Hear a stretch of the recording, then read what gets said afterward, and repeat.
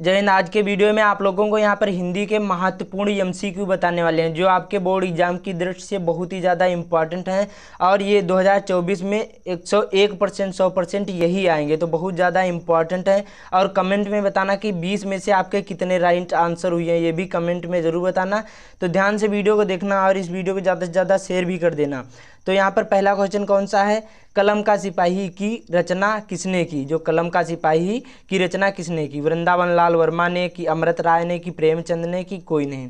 तो देखिए जो कलम का सिपाही की रचनाकार कौन है, तो यहाँ पर ये हो जाएंगे अमृत राय जी। कौन, बी वाला इसका राइट आंसर हो जाएगा। अभी आप लोगों को बताऊंगा इसका पीडीएफ नोट कहाँ मिलेगा, तो आप लोग वीडियो को अच्छे से वॉच करना। तो कलम का सिपाही के रचनाकार कौन है, तो यहाँ पर अमृत राय हो जाएंगे। अगला यहाँ पर हिंदी की प्रथम कहानी बहुत ज़्यादा इंपॉर्टेंट है और 2023 में ये सारे क्वेश्चन आए थे, तो आप लोग वीडियो को अच्छे से वॉच ज़रूर करना। तो हिंदी की प्रथम कहानी कौन है, कफन है कि ममता है कि इंदुमती की गोदान है। तो हिंदी की जो प्रथम कहानी कौन है, तो ये इंदुमती, ध्यान रखना किशोरीलाल गोस्वामी की है इंदुमती, ध्यान रखना बहुत ज़्यादा इंपॉर्टेंट है। हिंदी की प्रथम कहानी कौन है, इंदुमती, और गोस्वामी किशोरीलाल गोस्वामी इसके रचनाकार हैं, ये भी आपको ध्यान रखना। बाकी जो कफन है ये यहाँ पर प्रेमचंद की है, गोदान भी प्रेमचंद की है, जो ममता है ये जयशंकर प्रसाद की है, ध्यान रखना है। अगला यहाँ पर आकाशदीप और ममता कृति है किसकी है, जयशंकर प्रसाद की है कि हजारी प्रसाद द्विवेदी जी की है कि प्रेमचंद की है कि दिनकर की है।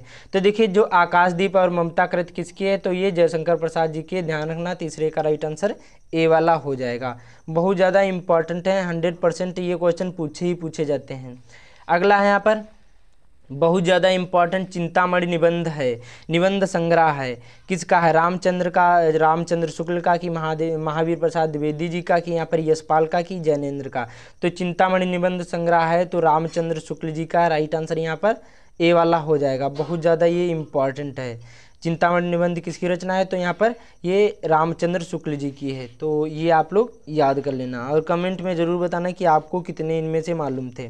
अगला यहाँ पर हिंदी साहित्य में शुक्ल युग की समय सीमा कितनी है। जो हिंदी साहित्य में हिंदी साहित्य में शुक्ल युग की समय सीमा क्या है, 1919 से 1920 ईस्वी तक की, 1919 से 1938 ईस्वी से तक की, यहाँ पर 1925 से 1938 ईस्वी तक की, इनमें से कोई नहीं।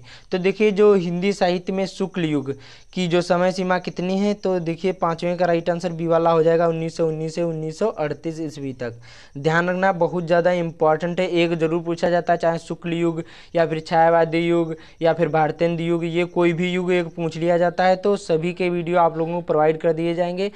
तो चैनल को जरूर ही सब्सक्राइब कर लेना, तो ये ज़रूर याद कर लेना। बाकी दूसरे वीडियो में और सारी चीज़ें आप लोगों को बता दिए जाएंगे और ये एमसीक्यू पूछे जाएंगे आपके बोर्ड एग्जाम में, जो आपके ओएमआर शीट में भरना होगा। ये ओएमआर शीट में भरना होगा, 4 ऑप्शन होंगे यहाँ पर, जैसे इस प्रकार से ए होगा, बी होगा, उसके बाद में सी होगा और यहाँ पर डी होगा। इनमें से आपको एक ऑप्शन करना होगा, ये ओएमआर शीट में भरना होगा। एमसीक्यू 20 एमसीक्यू पूछे जाएंगे, ध्यान रखना। क्लास 10th में, 12th में नहीं पूछे जाएंगे लेकिन 10th में पूछे जाएंगे। अगला यहाँ पर हिंदी का प्रथम नाटक माना जाता है किसको, हरिश्चंद्र को कि यहाँ पर हरिश्चंद्र को, ये कि नहुसु है कि यहाँ पर चंद्रगुप्त है कि इनमें से कोई नहीं। तो हिंदी का प्रथम नाटक कौन है, तो नहुसु है, ध्यान रखना बहुत ज़्यादा इंपॉर्टेंट है। छठे का राइट आंसर बी वाला हो जाएगा, बहुत ज़्यादा ही इंपॉर्टेंट है। अगला यहाँ पर नीड़ का निर्माण किसकी रचना है, नीड़ का निर्माण किसकी रचना, हरिवंश राय बच्चन की, पांडे बेचन शर्मा की कि यहाँ पर डॉक्टर राजेंद्र प्रसाद की यहाँ पर की, कोई नहीं। तो देखिए नीड़ का निर्माण फिर किसकी रचना है, तो ये हरिवंश राय बच्चन की आत्मकथा है, ध्यान रखना बहुत ज़्यादा इंपॉर्टेंट है, वेरी वेरी मोस्ट इंपॉर्टेंट ये क्वेश्चन है। मतलब ये आपके बोर्ड एग्जाम में ज़रूर ही आते हैं। उसके बाद में यहाँ पर अगला कौन सा है, बहुत ज़्यादा इंपॉर्टेंट, तार सप्तक के संपादक हैं कौन है, निराला है कि महादेवी वर्मा है कि सच्चिदानंद हीरानंद वासेन अज्ञे हैं कि यहाँ पर श्याम नारायण पांडे हैं। तो देखिए तार सप्तक के संपादक कौन है, तो ये इनका शॉर्ट नाम होता है अज्ञे और इनका पूरा नाम होता है सच्चिदानंद हीरानंद वात्सेन अज्ञे जी हैं। ये ध्यान रखना, ये भी पूछ लिया जाता है कि इनका फुल नेम क्या है, तो सच्चिदानंद हीरानंद वात्सेन अज्ञे इनका पूरा नाम है, तो ये ध्यान रखना। और तार सप्तक का प्रथम संपादन कब हुआ था, तो 1943 ईस्वी में हुआ था, ये भी आप लोग ध्यान रखना है। अगला यहाँ पर खुमान रासो के रचनाकार कौन है, चंद्रबरदाई, दलपत विजय की, मंझन की, जगनिक। तो देखिए ये भी बहुत ज़्यादा इंपॉर्टेंट है।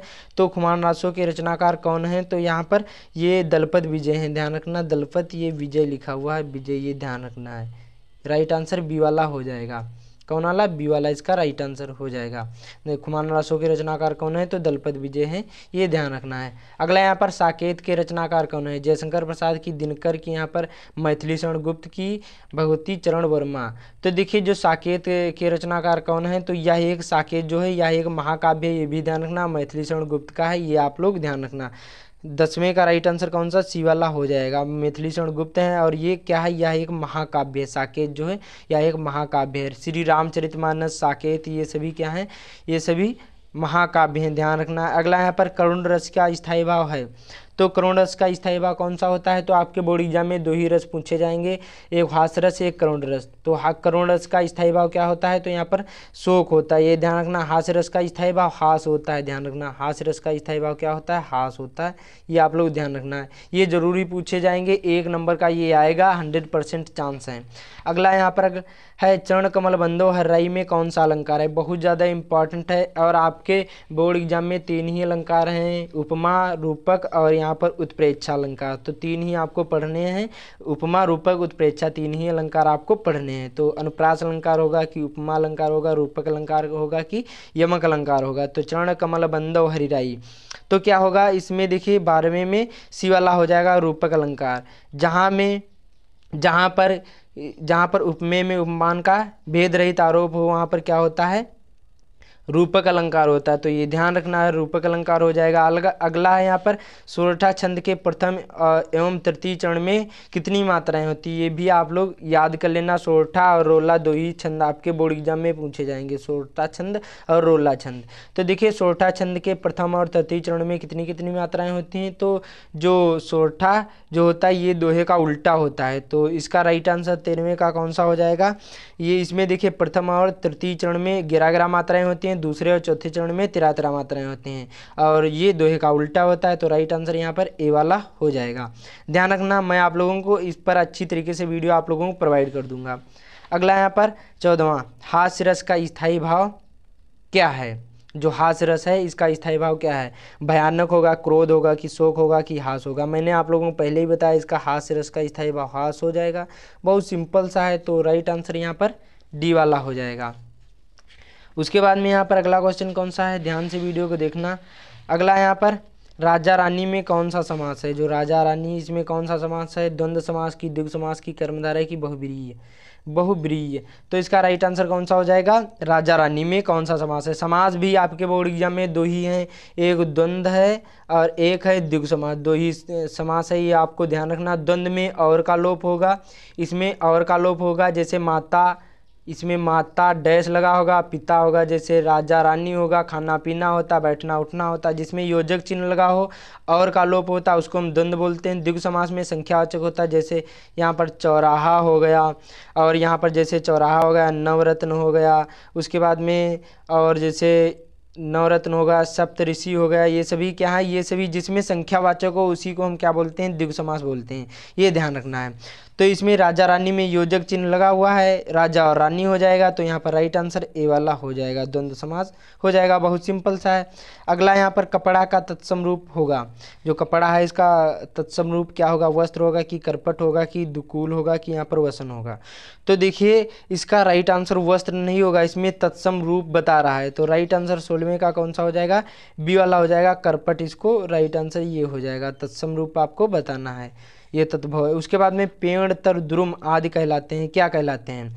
तो देखिए ये समानार्थी शब्द तो कहलाएंगे नहीं, ये पर्यायवाची शब्द कहलाएंगे। राइट आंसर यहाँ पर ए वाला हो जाएगा। तो बहुत सिंपल सा है, पर्यायवाची ये सभी 1-1 नंबर के अब पूछे जाएंगे, एमसीक्यू में पूछी जाएंगी, तो ये आप लोग ध्यान रखना है।